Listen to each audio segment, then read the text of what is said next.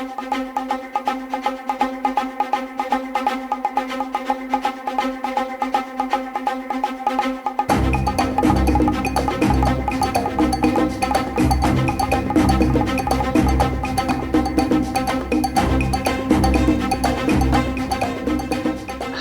and welcome to the Global Risk Talks. My name is Evgueni Ivantsov. I'm the chairman of the European Risk Management Council. In the last several months, the macroeconomic situation in Europe deteriorated. We face record high inflation, a skyrocketing energy price, and the soaring cost of living. Some experts even predict a global recession on the horizon. It creates a concern about growing credit risk for European banks.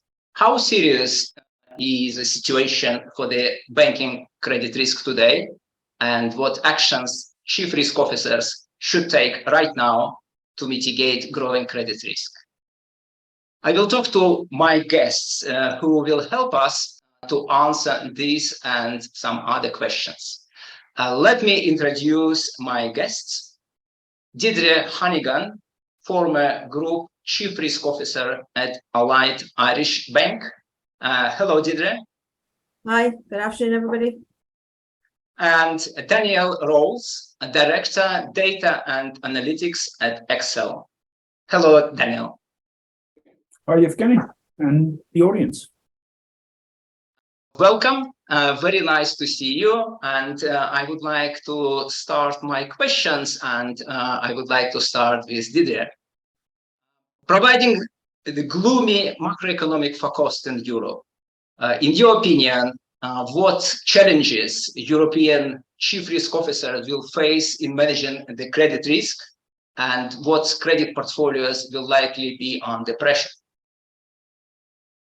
Great. Not a difficult question to start. And if I had my magic globe, I'd be able to see for the future. So I think that's the challenge always for group chief risk officers and credit risk officers everywhere is we'd like to see into the future, but we can just deal with the uncertainty we have. So as you've said, with each pressing day, the news gets more gloomy and more pessimistic. It's certainly changed over the last couple of months. We are also, in terms of on the back of COVID and Brexit, so we had Brexit for those people who are dealing with Brexit and customers of ours who are dealing with it, and also COVID. And I suppose it puts us in a different position, or a different starting position maybe than we've seen previously. So with COVID, there were lots of supports that were put in, lots of policy supports that were put in that helped businesses and borrowers. So that means that where we are today, as I say, is slightly different to where many have started before. On the positive side, there's been a huge focus on underwriting quality now over the last number of years and making sure that borrowers are resilient. So from that point of view, there is a lot of work that has been done, and even through COVID, etc., in terms of looking at the types of portfolios we have, the types of borrowers we have, and making sure they're resilient. However, in Europe, it is a long time since we've seen high interest rates and high inflation. So it is something that people aren't all used to dealing with. So I think, some of my colleagues have told me that they remember their parents when they were worried about currency revaluations and high inflation. So it is something for a cohort of people that they're not used to and haven't had to deal with before. So it'll be a new experience. So for CROs, for chief credit officers, we have a lot of uncertainty here in terms of what's going to happen. And, the question will be, how high will rates go? How high will inflation go? And how long will that take? And how long will that go? Because clearly, the more stress borrowers are under for the longer period of time, the impact on the portfolios will be even greater. So, we didn't know at the start of COVID how long would last for. We didn't think that we would have, high inflation like this. We thought it would rectify, but, it looks as if, and the news is gloomier, as I say, by the day in terms of how long this will last for. The question also, I think, in terms of on a balance to that as well, is what form of supports will be put in place, both in terms of businesses and for borrowers. So we see already, announcements around, that the areas that are really hitting people are energy costs, both businesses and consumers. And that's before we hit into the winter heavier energy costs. So I think the question is, what sort of supports will be put in? We've seen that some countries are putting in caps, some are putting in other support. So how that plays out and what happens with that will be really important, and how will that impact on the portfolio. Would be very concerned and think about those who are vulnerable. So vulnerable customers, vulnerable businesses, and what sort of supports are put in place for them. I suppose two questions for me for CROs or chief credit officers is, the first is, do you need to change your underwriting criteria? So should the risk appetite change for new businesses? So in terms of acquiring new business, what should happen there? And there is a need to be balanced here, because it'd be quite, you could knee jerk and say we won't do any new business, but there is a need here to be business. But in terms of from a risk appetite point of view and an assessment point of view, there is a need to look at borrowers here and borrower resilience. So in terms of how we stressed income and how we stressed interest rates, clearly that's a higher rate than we had before. So there are new scenarios that come into play in relation to that. So in terms of looking at that scenario analysis, really important as we look at new business acquisition. In terms of the portfolio that we all have, we have what we hold in terms of our portfolios. So in terms of the existing business, for business is, I think, increased labour costs will add, because, labour costs are going up. We can see that it's a tight market. So that will add to the already, the challenges are there already in terms of supply chain, and also higher energy and other costs. So businesses, where things are discretionary are probably businesses that we will be looking at. So in my own case or whatever, would you go out to eat every day, or would you be going out once a week or once a month? Those kind of things. Businesses that have a high fixed contract piece, how can they recover additional costs that they're having as material costs are going up? So they're the types of businesses in terms of looking at where, significant reduced income may lead to some stress and may lead to some challenges. In terms of the consumer side, obviously consumers that have variable rates, or those coming off fixed rates, maybe have been on fixed rates, they may be vulnerable depending on what their net income is like. So they would be areas that we would be looking at as well in terms of as part of the risk organisation. Loans where we were close to the threshold, so anything that was underwritten probably close to previous thresholds, data has shown us, history has shown us that they are going to be more vulnerable borrowers. I think the other interesting thing as well is in relation to consumer behaviour, how consumers will behave. So will they continue to pay their car loans because they need to drive to work, or will significantly reduce transport costs as a government subsidy? Will that actually mean people will move? Will they want to keep their credit card limits, or what will they pay? So in terms of the various portfolios and how they behave, that is going to be really interesting to see in terms of, don't have the answers. I'd love to be able to say, do this, this, and this. This is what's going to happen. We don't have the answers, but they're the types of things to watch out for. Thank you, Deirdre. Very, very interesting indeed. And there are a lot of uncertainty around. And that is why I'm quite interested in asking Daniel, as you have a cross-industry view, as you talk with your clients, what are you hearing on it? I think, Evgueni, I'd probably segmented into the good and the downside risk that we're going to look at. So on the good side, talking across the industry, as I've talked to CROs and head of credit risk and commercial directors, for the moment, the credit portfolios are holding up, right, which is great news. And Deirdre touched on at the end there around the great news is that labour market is still quite strong. So, long may it continue, and the risk is there, but long may it continue that labour market remains strong to keep those portfolios solid. The second thing is, in a rising interest rate environment, that's a positive margin. Interest rate margin goes up for banking, and that's a good thing, right? So let's take the positive out of the interest rate margin. But as Deirdre said, on the downside risk, we certainly it's too early to tell. I think that high inflation is starting to bite. Some of those bills, some of the energy costs, etc., will be delayed as we head into winter.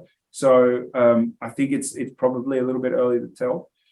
I think, and Deirdre makes a really great point about the most vulnerable of our customers. I sit on the board of a free debt advice and financial literacy charity here in London. And unfortunately, our demand, I had a trust meeting the other day, and our demand is up 63%, in the last couple of months. So I think that illustrates that those are most vulnerable in society, where the energy and food costs do make up a large proportion of their spend, are really starting to feel that pinch. But I do hope that with that strong labour market, some will be mitigated. And I think that the key point that Deirdre touched on is and I think we'll touch on later on in the conversation, Evgueni, is the need to run those scenarios against that portfolio and really stress it and run those what-if analyses is going to be critical for CROs and credit risk teams going forward over the next little while. Thank you, Daniel. Very interesting. And as soon as you touched already the scenario analysis, I would like to come back to Deirdre and ask my next question. How important risk data and analytical capabilities for chief risk officers to make the day-to-day decision as well as strategic decision in the situation of high uncertainty like we have today? Yeah, so data and analytics capability is really, really important, and in good or bad times, it's really important for us. Really important in terms of making the right pricing decisions, in terms of pricing for risk as well. But if I sort of park that in terms of look at risk data and how we need to use it and look at it in terms of the current environment we're in.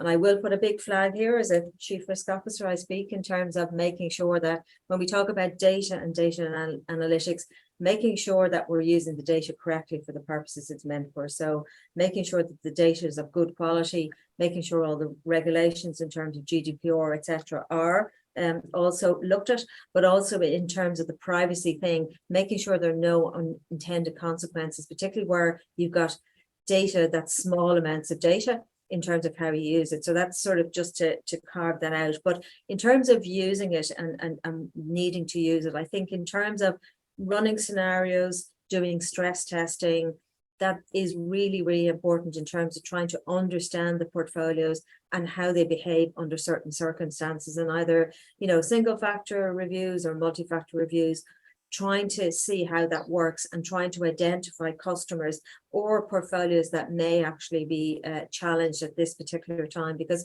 I think that's really important. Trying to identify those vulnerable borrowers, so trying to make sure that there are any vulnerable borrowers. And for me, based on, I've seen a number of crises at this stage as well, is making sure that what's happening in the collections world is really integrated, so that you're getting real-time data in terms of, you can see what's happening at the time. So if you're seeing a difference in terms of credit card repayments, for example, people may still be making the minimum repayment, but actually maybe more people are making the minimum repayment. So looking at real-time data and being able to try and understand what's causing that and how you can use that in terms of mining it, I think for me, it is really important. And, it will show the early signs of stress. So, there are seasonal adjustments for data. We all know that in terms of how portfolios behave. But if you've got that good history, I think, that is very powerful in terms of taking early action. We all know from, history that in terms of dealing with these things for a long time, that early engagement with a customer is so important. So I think, before a problem becomes an even bigger problem, particularly if you look at something like mortgage, which is a significant monthly bill, making sure that it's not 12 months before you engage with the customer, because then it's a big problem, as opposed to early engagement. So for me, it's really important, but it's only one part of the solution. So for me, the customer engagement piece is really important. The data analytics, unfortunately, can't do that for us, but they're a really helpful tool in trying to identify how we can, target customers, how we can target communications, so we can have those really meaningful conversations with customers, because it's mainly going to be, it's different circumstances for different customers. So it is mainly about having that engagement. So I think it is really helpful and key to doing that. I think at an operational level, it helps in terms of just future workflow and making sure resourcing matches the future workflow. So operationally, it's really important. And then strategic conversations in terms of where do you go with the portfolio. Clearly, that's really important, because if the credit portfolio is to deteriorate, then everybody will start looking at what they need to do with new business. So for those forward-looking strategic decisions, it's also key. Wonderful. Thanks a lot. I would like to ask Daniel now specifically on the key capabilities. What do you see the key capabilities coming to play in managing this particular uncertainty? Thanks, Evgueni. And what I'd probably like to do at this juncture is reference the white paper we've written on this. And thank you very much for your help.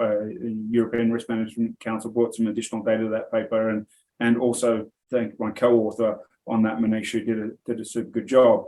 We've identified 7 key capabilities to really hone in on what does a credit risk analytics function need to do on a credit risk. What tools, to Deirdre's point, does a credit risk organization really need to drive good analysis?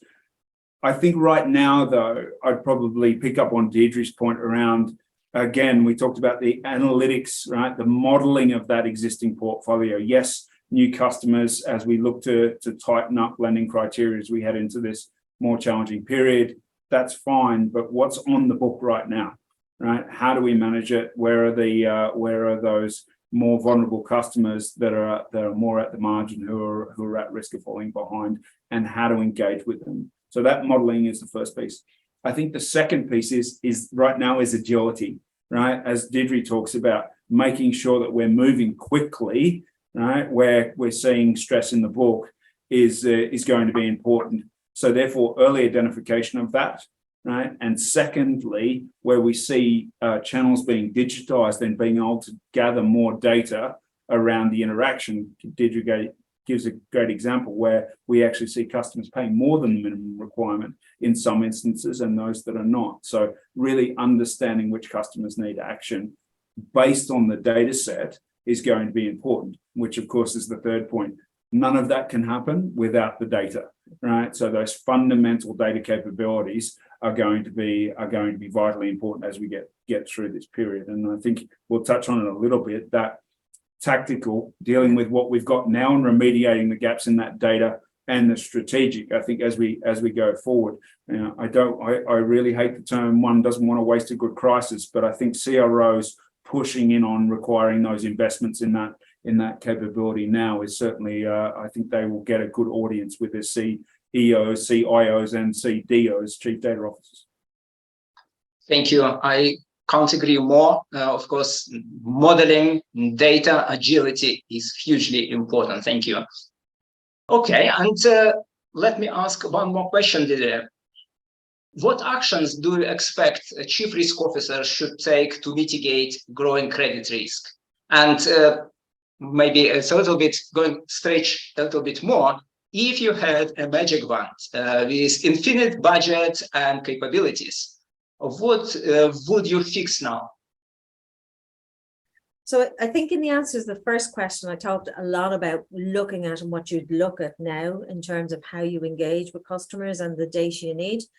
I think for me, and to the point, Dan's point around not wasting a good crisis in a way, although it doesn't feel quite like a crisis, it feels like on the cusp of a crisis, but because there are positives and negatives here. But I think for me, particularly given we had COVID for a number of years, is making sure that there's sort of like a twin track approach to it, which is the short term, mind the portfolio, look at the data you have, try and get as much out of it.